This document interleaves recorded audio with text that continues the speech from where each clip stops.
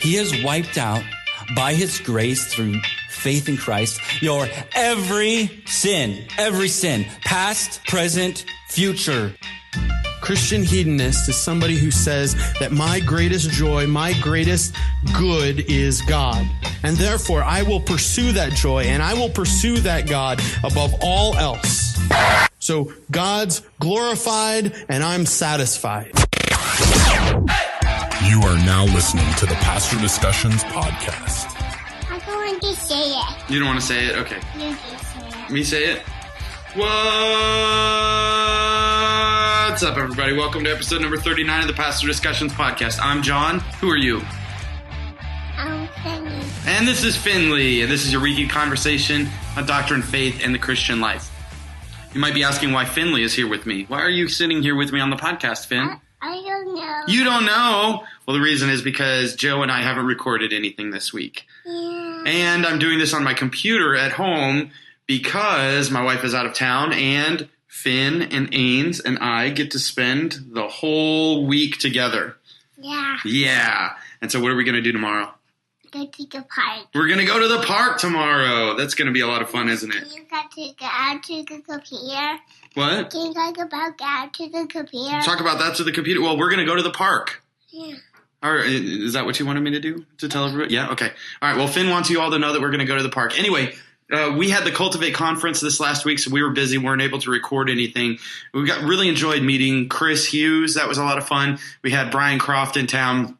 And actually, Brian's sessions are going to be future podcast episodes. And we're going to interact with them and talk about lessons that he taught and things that he taught that we've either learned from or need to learn from. So that's going to be coming up in the future. But for right now, enjoy this episode with Andrew Rappaport. Hi to the park. To that. You going to say hi to that? Yeah. Okay, say hi. Hi. Hi. So we've got Andrew Rappaport on the show this week. Andrew's going to talk to us about evangelism. He got in touch with us after the bad evangelism episode and wanted to sit down and flesh out a couple things. I'm going to say hi to it again. You want to say hi to it again? This is why we haven't recorded anything this week. Okay, say hi again. Hi. There you go. So enjoy this episode with Andrew Rappaport. Hi. And next week, Joe and I will be back with a fresh pod. Hi. Say bye. Bye. All right. Well, we are here with Andrew Rappaport, and this is actually really interesting because we did an episode a while back on bad evangelism, and we made a comment, sort of in passing. Yeah, definitely in passing. Yeah, definitely. In passing. I had a specific thought in mind when I said. I think it was me. Yeah, I think it was you. And we made a comment in passing, and we got an email from Andrew. And, so the email does work. And, and Andrew wanted to see if we'd be willing to chat about that comment. And so we're excited to have Andrew on the show. So welcome, Andrew. Thank you for reaching out to us. Thank you for being on the show. And why don't you introduce yourself to everybody? Sure. Thank you. My name is Andrew Rappaport. I'm with Striving for Eternity Ministries. I have a podcast called The Rap Report. If you get my last name, you get the I like the name. I thought it was the stupidest thing in the world. That's clever. I like it. One of the guys on my board came up with it, and I said, I'm going to convince him how dumb this sounds. So we go to Shepherd's Conference, and I figure I'm going to poll everybody.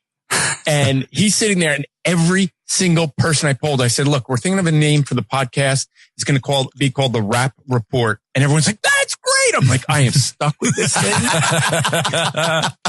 And so all of a sudden now we get people. I had to change it to Andrew Rappaport's Rap Report because I kept getting people that would contact us go, this has nothing to do with rap music.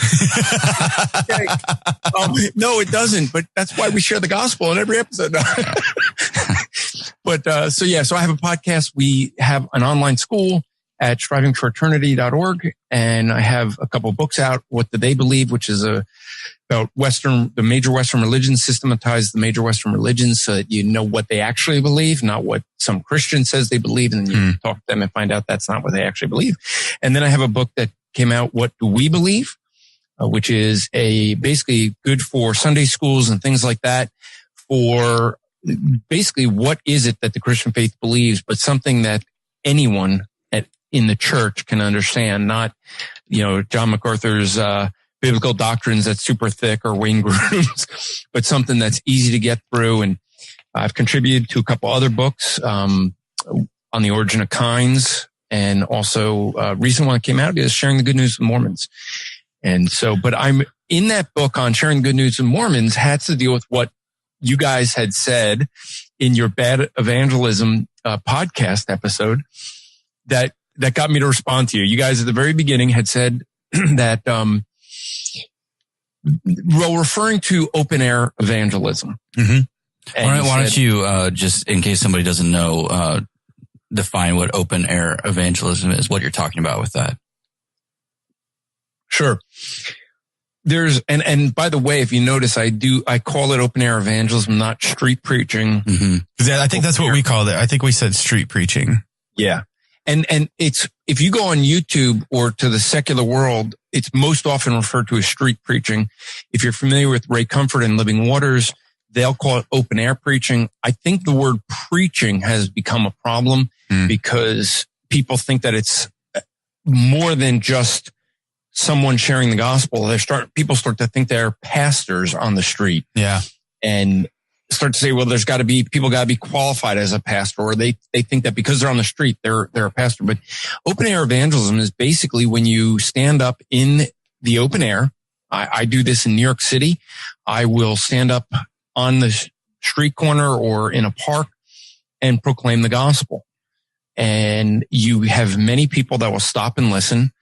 In New York, it becomes more of an entertainment thing. Mm-hmm. So you get people that, especially if you have a heckler, and there are many who view any kind of open air evangelism as bad. And that's how I took the comment that you guys had made. Yeah, I think I'm trying to remember the exact comment. And if I had the clip of it, I'd put it in here right now. But I think it was like, hey, we're not doing, bad evangelism, like the street preaching that occurs. Yeah, that sounds about right. It's interesting. In the book, Sharing the Good News of Mormons, my chapter, that book is 26 different authors that gave different ways of sharing the gospel, specifically to Mormons, but it works for many others as well. And my chapter wasn't on open air evangelism. And the publisher actually came back to me and was like, you spend half of your, what do you get? Like 6,000 words, I think was what we were limited to. Mm-hmm. Like half of it is telling who shouldn't be doing this. And I'm like, yes, because that's more important. I will agree that there's plenty of open air evangelists that shouldn't be doing it. They do it poorly. They do it pridefully. They're arrogant, and it's seen. Would you say, doesn't mean everything's bad. Right. So I think I would agree with that. So I think the way you define it, I think there's a difference between full disclosure before we go into that, like going into this, like we have not had this conversation before. And so going into this, my perception of, I'll just speak for myself, and Joe, maybe you can speak for yourself too, just because I have a feeling we're going to have some really good discussion back and forth on this that might shift some of our paradigms a little bit, just from what you just said. So my perception of, well, I'll call it open air preaching because that's what we called it on the show, or street preaching. Street preaching. Is a dude standing on a box with a megaphone and some people around him with signs that say you're going to hell, yelling at people as they walk past. That's my perception. That's what I see in my sign says evolution is a lie. Okay. See, so I think there's, so you reaching out and saying, okay, you guys are probably generalizing too much. That's probably true. Yeah. I still would stand by. I don't agree with street preaching. And my definition of that is what you were saying. So we've got them here, where we're from here in Nebraska, where a guy will stand. I've engaged with these guys on the street and actually challenged them in the way that they're not actually sharing the gospel. They're sharing snippets of the gospel, and they're trying to use fear to get people to make a decision. So it's still generated more around the seeker sensitive model of church. And they're telling people they're going to go to hell. They're telling them they're doing all these terrible things, and they need to repent or they're going to go to hell and they're going to burn forever. So that's my perception of when I said, this is not real evangelism, because I still would say that's not real evangelism. Now, the way you're describing it, Andrew, sounds completely different. Because if you're standing there just proclaiming the gospel, telling people the good news in its fullness, yes, you're going to tell them that they're condemned, but you're not going to sit there and point them out and try to drive them into a decision. Does that make sense on that distinction between absolutely. those two? And I'm going to agree. I mean, when you look at street preaching, go on YouTube and just do street preaching or open air preaching. Mm-hmm. You are going to see some of the worst displays that are out there. You're going to either see the Pelagians who don't even share the gospel. They're condemning people. Yeah. They're telling, if a woman comes up and says something, they'll say, hey, you should be in your kitchen. You shouldn't be out here. I mean, it's completely arrogant with some of them. Then you get the guys who are out there and never get to the gospel. They're talking about everything else. Yeah. There are times where I'm going to, now I understand John's not going to agree with me on this. I'm going to start with the law. Mm-hmm. He knows you fairly well. Then. Yeah. Fairly listen to the conversations from the porch. Yeah. So I'm going to be proclaiming what it is that sin is. What does sin look like? Because no offense to you guys, but if you guys grew up in a Christian church, you may not recognize that you all talk funny. I grew up in a synagogue. And when I first came to church, I realized everyone had this weird language. But then I realized in the synagogues, we do the same thing. And we would sound funny to you. But when I would try to evangelize, I realized that people didn't know what a sinner actually was. When you say that you could quote the scripture, but they didn't understand. So I spend time helping them understand what a sinner is, that we break God's law. And that needs to be explained. The gospel needs to be explained, but I'm also not opposed to sharing the apologetics. When you're up on a box, my favorite fishing hole is in Union Square, New York City. I could stand up there, and getting up there, instant crowd. It's just the nature of that area. Mm-hmm. But I will have to do a lot of apologetics and answering questions. Now, there's some guys, they don't answer questions. They're not there for a conversation. They're there for a presentation. They're there to lecture. That's what we had in mind. Yeah. I think we're both on the same page on that, because so like my background, we lived in Springfield, Missouri for a while, or in Springfield area. And if you go downtown Springfield, Missouri, you get these, and I'd call them nut jobs, but they're just sort of like stand up there with a bullhorn and yell at people as they walk past. And so I watched this, like I would go and I would watch this, and there were other people from our church that would go and actually like go downtown on a Friday night and talk with people. Like we'd go to the coffee shop and sit down and just talk with people. And there seemed to be a massive difference between the ones who were standing there basically disturbing the peace, and using the free speech as a means of basically yelling at people and bashing people and what I would view as really turning them off to Christianity in general, because you give a perception that Christians are just these, like you said, arrogant jerks on a box that are yelling at people with a bullhorn, versus actually engaging with people, and pointing them to Christ and sharing the gospel with them. Well, the reality is that when you're up there proclaiming the gospel, it is offensive. Agreed. I say this all the time to folks. If I'm sitting up here and I'm playing jazz music and you don't agree with jazz music, are you going to tell me to shut up, or are you just going to keep walking?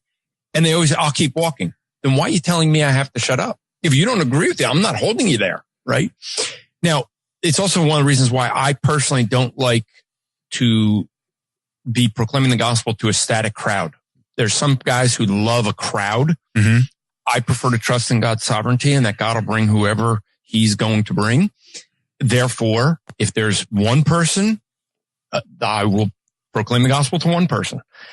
And I don't try to make a crowd. I don't do things to try to develop, to make sure there's enough people there. I don't go to where there's a static line, because if they can't move, Yeah, it seems like you're disturbing the peace and things like that.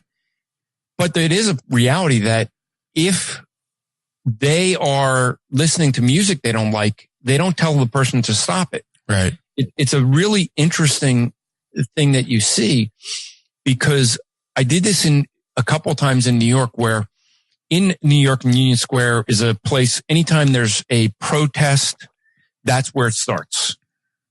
And I would get up a couple of times and I would talk about a friend of mine who died. Yeah. And it was very unjust. He's from another country, but he was innocent of the crime. He had been, put on trial illegally. The trial was done at night. They couldn't get any witnesses. I go through all kinds of detail. I say, you know what? And this guy who died, this friend of mine, he died in my place. It was me that actually did the crime. And I go through that in detail. And then I said, and you all know his name. I said, when I tell you his name, you're going to be upset. And some of you are even going to want to walk away. And they're all like anxious to hear. And as soon as I say the name Jesus Christ, it's amazing how half the crowd will leave. Some will tell me they were listening for 10 minutes to me describing what Christ went through. But once I mention his name, it's amazing to be like, shut up! You shouldn't be doing that out here. And I'm like, wait a minute. It was fine until you heard that one name. Yeah. That's interesting, because that approach is a lot different than anything that I've experienced as well. Right. There's no personal attack. So the message is what offends them. Right. It's not exactly. There's what I've seen is there's an effort to offend people to get them to try and come and engage with you and have an argument and then try to win the argument. That's what I've seen most street preachers do, is they're personally attacking people, as people make comments as they walk by, instead of just letting the message of the gospel. If that offends people, I'm completely fine with that, because that is going to offend, unbelievers. But I've seen most guys, and again, our context is very Midwest. So you're in a different culture and it got different responses. But what I've seen people do, to me, I think it actually defames the gospel, and it puts a display of what it says. This is what Christianity is like. And it actually is, I think it robs Christ of his glory, the way that I've seen it done. And I agree with you. I mean, this is why, I don't know if you guys know Greg Coco from Stand to Reason, but when people call him up on his radio show and ask him about street preaching, he has often said there's only two people he knows who do it well: Ray Comfort on the West Coast and Andrew Rappaport on the East Coast, because he does not like that style. Yeah. He comes out with me when we do events together, and he's been out there when we do it. And he watches the way that I go about doing it. And this is really the key to it. I'm not looking to build a crowd. What you're seeing is guys who feel they need to have a crowd. And if they're getting people agitated, if they're getting someone who's going to be loud and screaming back at them, that will get the crowd. Yeah. But there's other ways of doing it. I use apologetics to do that. That's why my sign that I have says evolution is a lie. I get up there and I start talking about evolution and how it's not good science. I will get into discussing things of creation, things of apologetics, how we can trust the Bible, that it hasn't been edited over time in such a way that we can't know what the scripture says. The fact that when we look at the scriptures and the meaning of it, we can know with 99.8% accuracy the meaning of the text. Yeah. I'll put that number up to CNN any day of the week. But see, that's like a discipleship approach. So when we disciple, we look for commonalities, to start conversations, and then let those, as believers, since we love Christ and we think about him and we talk about him, those things just come out in the conversation. So I understand what you're saying. There maybe needs to be a distinction then between open air evangelism. So we'll call that what you're doing, versus this street preaching, which is what I would say is probably the majority of what you're going to run into on the street. Would you disagree with that?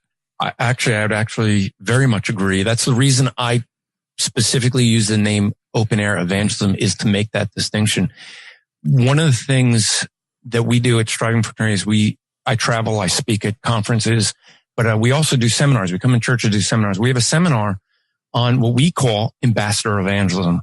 That's what I practice. That's what you see displayed. And it's 3 simple principles. John won't like one of them.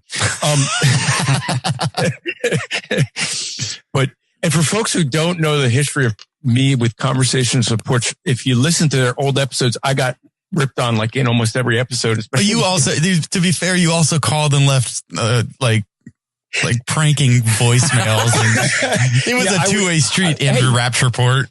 I wasn't the one that said you had to play them, but yeah, I got the nickname Andrew Rappaport because I'm more of a dispensationalist in nature. But the thing is this, I teach 3 principles. 1, disarm their defenses so that they're not defensive. Why? You have someone that's defensive. They're not listening to you. Exactly. I want them to engage with what I'm saying. But if they're just looking to respond to me and argue with me, then that's not a good conversation. So how do I do that? You disarm their defenses by being polite and using humor. Very simple. The reality of using humor is it keeps the conversation where people enjoy it. It keeps it where people want to engage with that. And the thing that ends up doing counter to what we're discussing is I have an advantage that neither of you two have. I make fun of myself and I have a lot of material there. I do dumb things. We can relate to that. Yeah. But the reality is when you make fun of yourself in the open air, people actually perceive that as humble. It's because I've had people tell me how humble I am. I'm like, are you nuts? Like, I know me. No. The reality is that's so different than what people see from other street preachers or people they know.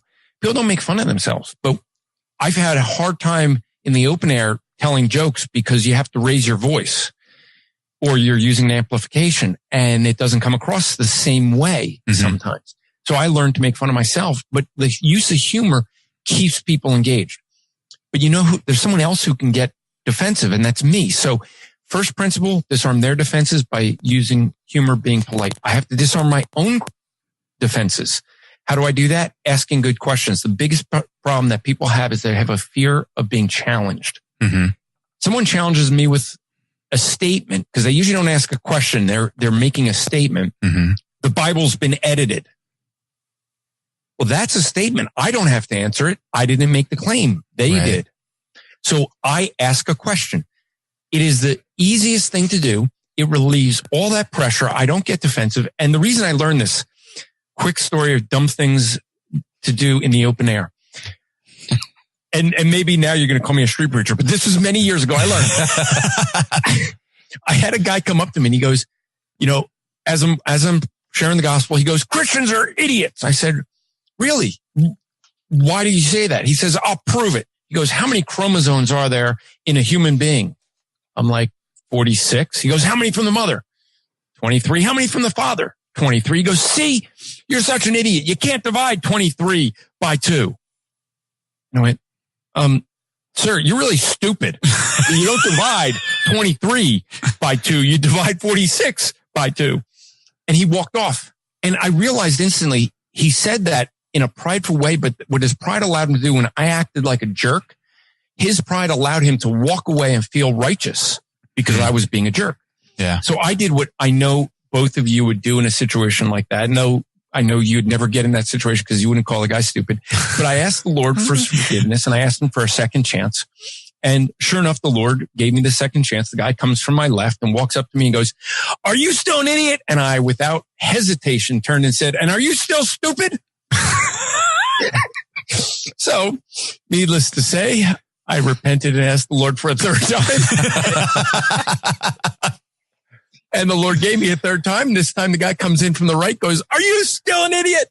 And I got off from the ledge that I was preaching on. I walked over to him. I said, sir, the way I spoke to you is wrong, inappropriate. I need to ask your forgiveness. He goes, you're still an idiot. And he walked off.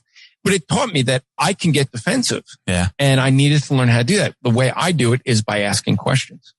The third and most important for John is to avoid being judgmental by using the law. We have the law of God, John. No, but really what it is people tell me that I'm being judgmental if I'm going to call them names. You're a sinner. Mm-hmm. You're a liar. You're a thief. I just ask the questions and let them judge themselves. What I end up doing, I went to in Cleveland, I was at open air preaching or open air street preaching, however you want to call it, right after a gay pride event. Mm-hmm. And they all were offended that I was there because literally, as they said, I was holding a Bible. That's what offended them. Mm-hmm. And over and over and over again, they're telling me how I'm judging them. And I said, can you name a single person out here that I judged?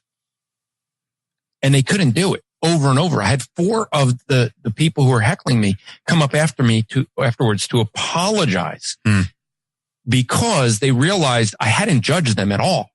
I just said, this is a standard. I said, it's not for me to judge. You're going to face God. This is what he says we have to do. Be absolutely perfect. Yeah. I'm just letting you see the standard. In doing that, I find that keeps me from getting into that prideful, arrogant way of street preaching. That's good. That's actually really helpful in clarifying what it is you mean, because like one of my struggles with, as we have perceived it to be street preaching, is you see Paul going into the marketplace of ideas, and doing what most people appeal to for open air preaching. You know, he goes to the Acropolis and he's, men of Athens, and then starts, going into his spiel. And he starts with what they knew, right? Yeah. I saw an idol that you had to the unknown God. And so, but that's the basis that a lot of people use for, well, I should be, and one of the things that I struggle with is there's cultural differences there. There's contextual differences there. Whereas before you had street criers and walking down the road and seeing people basically open air preaching or debating philosophy or their ideas or sharing information or sharing the news of the day. That was their news outlet. That was where people went to engage. Whereas what I see today is a lot of people are just going about their normal everyday lives. They're not looking to engage. And somebody standing on a box yelling at them, telling they're going to hell and like what we've perceived street preaching to be, or what we would agree street preaching is as defined by you, is not really contextually helpful, maybe. Whereas it sounds like what you're talking about is engaging with people in more of a dialogue where it can be contextually relevant. You can be having a discussion with somebody rather than talking at or down or to somebody. Does that make sense? I understand what you're saying, and I'm going to disagree a little because here's the thing. We do see this in our culture. It is often called a protest. Mm-hmm. We don't think anything unusual about that. We go and see people doing human megaphones when they're not allowed to amplify, where they get a whole lot of people, one person shouts and they all mimic it. Mm-hmm. So nobody thinks that's not cultural, shouldn't be done.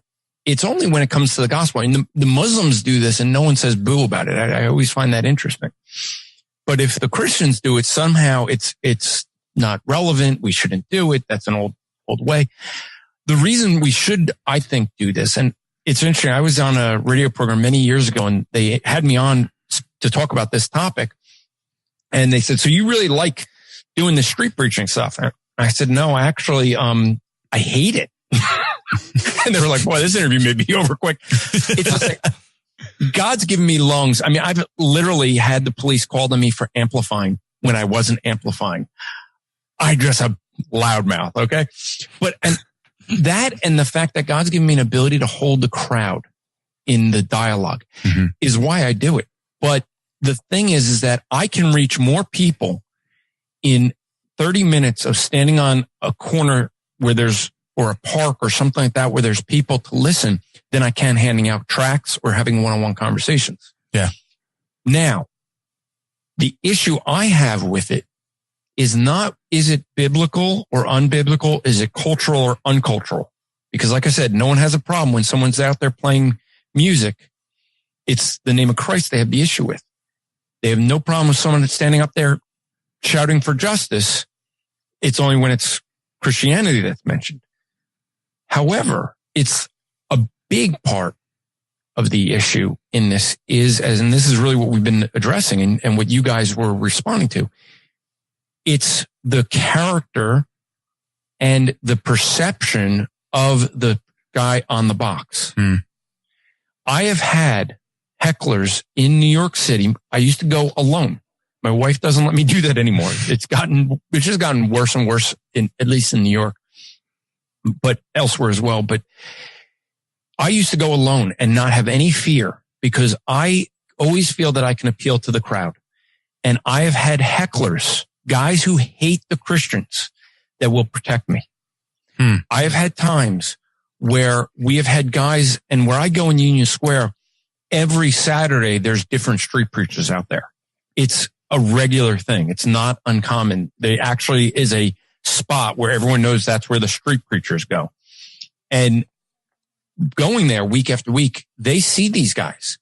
And I've had guys that will get in the face of other people that will actually protect me from the crowd, literally, because they once planned a riot we had one guy that his name was Greg, and he'd get up and go, as soon as he gets up, and he was great at getting a crowd, because the first thing he says is, "Hi, my name is Greg, and I used to be a homosexual pig like you dogs." Jeez. That got a crowd. Yeah. It was for the wrong reasons. And then my job, the guy who organized it back then, he was like, "Andrew, can you get up after him? He's getting the crowd violent." Like, my job was to calm them down. I'm like, after the second week, I'm like, look, I don't want to be doing that. Like, I don't feel like calming the crowd down after, he gets up. After a couple weeks, I actually got up. It was kind of known who gets up next because of the way we would do things. I'm standing to the right. That meant I was going to get up next. Greg was in front of me. And this guy, Robert, who hates the Christians, gets in their face, literally grabs me by the shoulders, and he's pushing me away. And I'm like, "What, Robert, what?" He's like, "No, I got to talk to you over here. And I'm like, "What?" And as soon as Greg got up, a whole crowd of people collapsed on him. Oh, wow. And all of a sudden the police collapsed on them. And I was like, "Greg," I said, "Robert, what's up?" He goes, "That." And I saw that there was a riot. And then I realized, wait a minute, the police were they were ready for it. He told me they planned a riot. And I said, "But wait, Robert, why did you need to talk to me?" He goes, "I didn't want you to get hurt." I said, "But you hate the Christians." He says, "Yeah, but when you come out here, you respect us. You answer our questions. You're the way you conduct yourself. You seem humble. You show love for us. And I didn't want you to get hurt." Now, I wonder whether the street preachers that you've seen, the ones that are on YouTube, can they do that? Yeah. Will they get the people who hate the Christians, hate the message, to defend them and protect them? I've had it on more than one occasion. And the reason is I have two purposes when I do open air evangelism. And if you get the book, Sharing the Good News with Mormons, and read my chapter, the publishers softened this. Because the way I say it is a little bit harsher. I have two goals. One, I want to get out there and proclaim the gospel without watering it down in any way. Second, I want to get one professing atheist to tell another professing atheist to shut up. In other words, I want to conduct myself in such a way that even people who disagree with the message respect me, respect why I get up there and I do it, and think about what I'm saying. And I'll get them often to come up afterwards. "I totally disagree with what you're saying, but I so appreciate you coming out here and sharing this with us. I know you did it out of love." I think that should be the goal of a preacher. Yeah, that's kind of the distinction is you have a genuine care and concern and love for people versus the street preachers that we generalize to. They care about themselves. They're there to promote themselves. Or maybe that's even too much of a generalization, because I'm sure that there are some of them that really genuinely care about the message, but they're just misguided in the way that message needs to be proclaimed. Well, I'll put it this way. If they go searching on YouTube or anywhere else to see how to do street preaching, what are they going to find? Exactly. What they don't see an alternative. What about that is loving to people to sit there and call them, like, to use that Greg's, call them pigs. Yeah. Like, well, that's not loving Christ and loving. But I think that comes down to some of the issue that we have with what would be called street preaching, which is just anybody goes and does it. Like, you can get some overzealous new convert that looks it up on YouTube and is like, oh man, I love Jesus, I want to do that. Right, so I was going to ask you a question about that, Andrew. Do you think open air evangelism, do you think certain people are called to do it? Because you were talking about, so God's gifted me with a big voice and an engaging personality that grabs people and makes them feel comfortable. And so, that you don't particularly like doing it. Yeah. That sounds like a pastoral calling. Well, actually, there's a guy who organizes open air evangelism out at the Ivy League schools. And he asked me to come because he said, we have a lot of different guys that do preaching differently. We had one guy who's an apologist. He likes to debate the apologetics, which is fine. One guy that just doing the gospel, but he said, I want you on the team because you're a pastor. You shepherd in your preaching. That is one of the things lacking with most of the guys that do open air preaching. I used to think, hey, everybody should be doing this. I've changed on that. I'm not saying that every Christian shouldn't be sharing the gospel. I believe every Christian should be sharing the gospel. And this is one of the ways. Do I think everybody should be doing this? No. In fact, I'm not going to say that someone that is on the street sharing the gospel needs to be held to the same standard as a pastor. But many of these guys think of themselves as pastors because they call it preaching, and they think they're doing the same thing, but they lack the understanding of shepherding. Yeah. Preaching is not just a lecture. It is shepherding. Yeah. You're pleading with people. Yeah. Yeah. And that's, I think, a missing element. So no, I don't encourage people to get up and do open air evangelism as quickly as I used to, for sure. I think there's some people that shouldn't do it. There's people who I think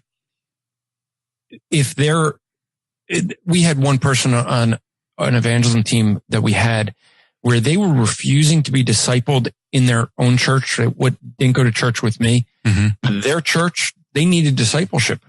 They refused, but they wanted to be able to do the open air. And it was like, you know what? If you're refusing to submit to your church in this area of discipleship because they don't like the open air, and because of that you won't submit to discipling in any fashion, I said, I don't think you should be doing open air. I don't even think you should be with us if you're refusing to submit to your church.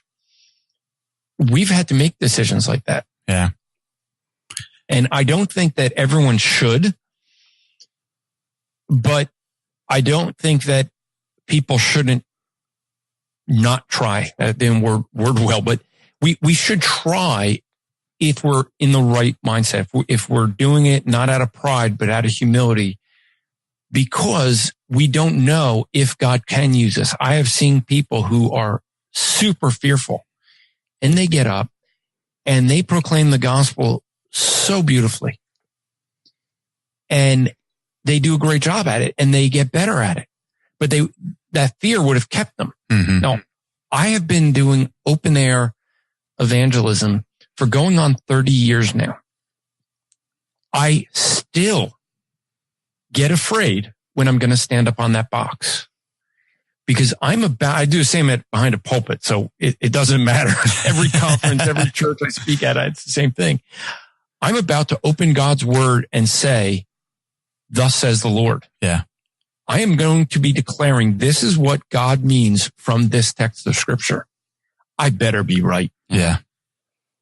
That's a preacher's mentality though. Yeah. That's good. Well, man, hey, we appreciate you coming and clarifying and giving us some stuff to think about. We got taught. Yeah, we did. We basically got schooled here for the last 45 minutes. Well, no, and I honestly, I think this has just been really helpful for me even in distinguishing between street preaching and open air evangelism, because that distinction I did not know existed and is really helpful in thinking through this. So we amend, I think, officially our previous. Well, no, we don't. We stand by our previous statement, but we would in the context of this conversation, we stand by our previous statement, but we would say that open air evangelism is good evangelism. I tend to use the apologetics to build the crowd, but that's going to force me then to sometimes I get stuck where I'm answering people's questions and not getting to the gospel as much. And if you're going to do something like the way I do it, my challenge to folks is you better learn to pay attention to the crowd. I have ADD. I love open air evangelism because it satisfies my ADD. I can watch, 100 people in a crowd and, if I see someone starting to get ready to leave, I will transition in mid-sentence to the gospel. And so that before they walk away, they hear the gospel and then get back to it. I'll sometimes say, let me answer that question. But first, I want to say something for folks who have been listening. I'll share the gospel for 3 minutes, then I'll answer the question. I'll do that because I see that people are leaving. I also read lips a little bit, which is great if you're doing open air evangelism, if you can read lips, because people had one guy turn to his friend and he literally just turns to his friend and says, yeah, well, what would this guy say about the dinosaurs? So I turned and I said, now some of you may be saying, what about the dinosaurs?